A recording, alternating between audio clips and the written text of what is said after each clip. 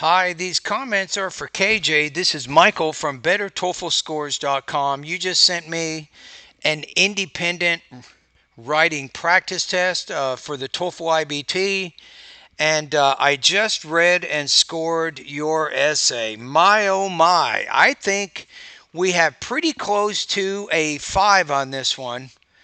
Boy, you have really come on strong with this writing over the last week or so. It's impressive.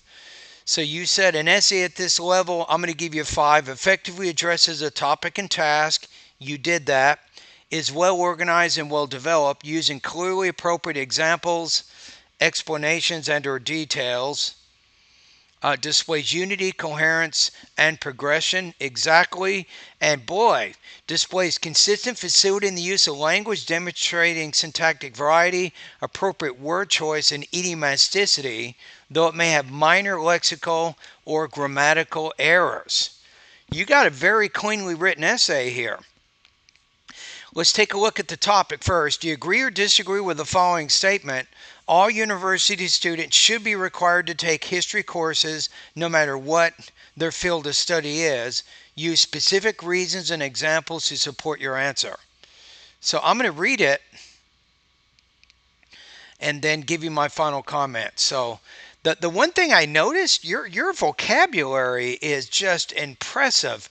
It's some of the highest I've ever seen in my online course. I'm not kidding you.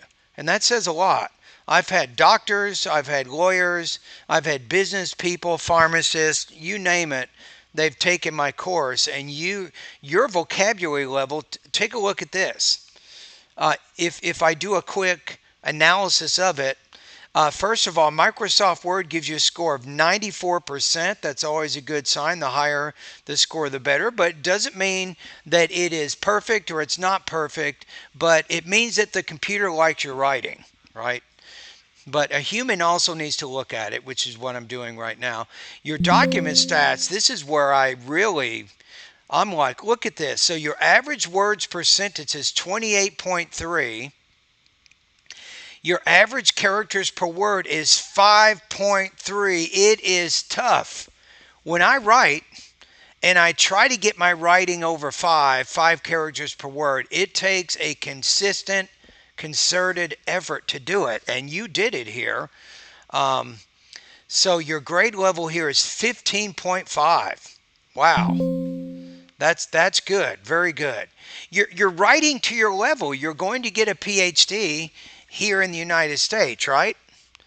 And this shows that. This is showcasing your educational level here. So you're writing even beyond the TOEFL exam.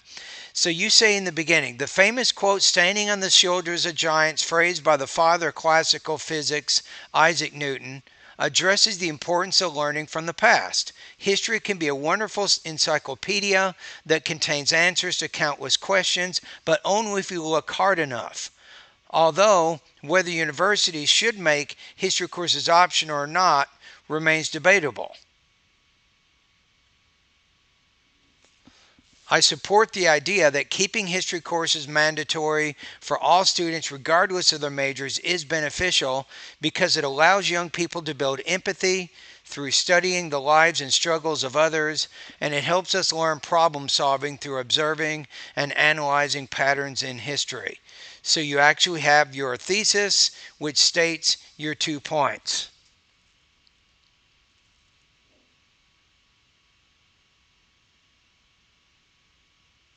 Yeah, I'm trying to look at this.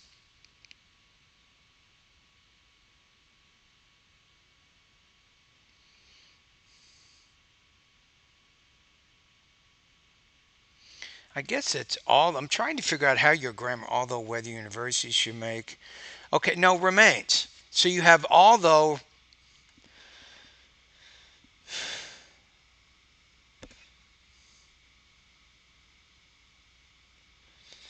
Okay, let's keep going here. Let's go to the next paragraph. Okay, you see, first and foremost, studying history helps us build empathy. History is like a mirror as it reflects not only what used to be done in the past, but also the mindset of the people at that time. For instance, when I studied the biography of the 20th century pioneers, new media, artist Nam June Paik, I felt like I was traveling back in time. When I put myself in Paik's shoes, I realized the reason why Paik felt uncertain about the humanity, whether it was moving toward the right direction after witnessing the gradual transforming societies influenced by technological inventions. In addition, I also resonated with Paik's loneliness and his desire to provoke attention to the environmental issues in the loudest voice possible. Studying Paik's personal trajectory and historical background enabled me to better understand the context of his work as well as his struggle as a contemporary artist. The vocabulary is incredible, absolutely. Secondly,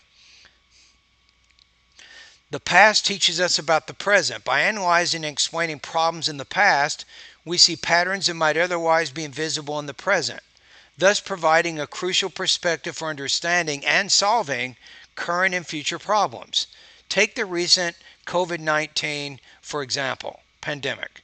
Since the outbreak of the deadliest contagious global disease, doctors, researchers, and public health experts around the world quickly formed teams trying to figure out the solutions and ways to mitigate the situation. Instead of immediately investing in the new medicine invention, however, the first thing they did was actually looking back in history, and I think we need to change this to asking. So, looking back and asking questions such as the following: what were the procedures of handling public health emergencies? Was there an effective measurement in the past that helped indicate the status of the infection rate? Was there any existing medicine or vaccination that successfully combated a SARS like virus?